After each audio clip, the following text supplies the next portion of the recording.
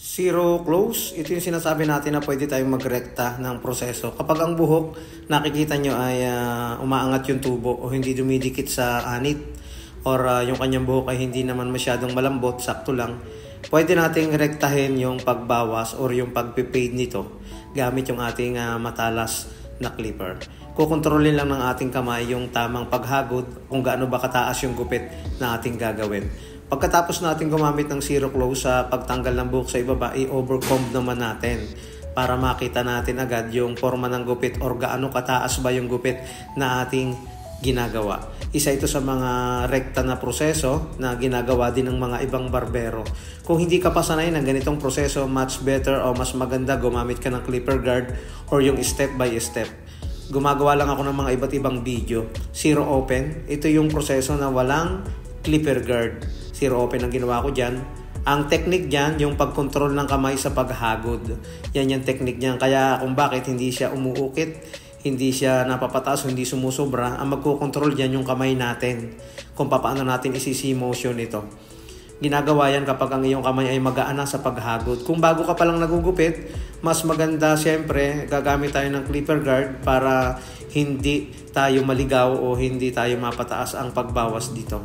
So gagamit ako ng thinning scissor. Ang dami kasi niya mga lubak-lubak sa anit, yung mga lubog. Tatanggalin natin yung mga dark spot. Ito yung proseso na hindi kayo masyadong matatagalan kung masasanay kayo na magaan ang paghawak ng clipper at alam nyo na kung paano yung C motion o yung pagbawas ng hindi tumataas at hindi napapasobra. Yun. Lagyan natin ng hair pomade yung kanyang buhok para may taas natin. Naahita na natin yan.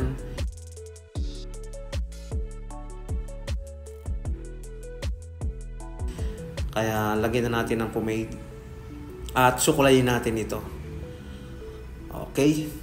Ganyan lang yung mga simpleng pamamaraan sa paggugupit ng walang clipper guard. Hindi lahat ng buhok ay pwede ng walang clipper guard kasi may mga buhok na sadyang hindi po pwede na rekta. Kailangan gagamit talaga tayo ng clipper guard.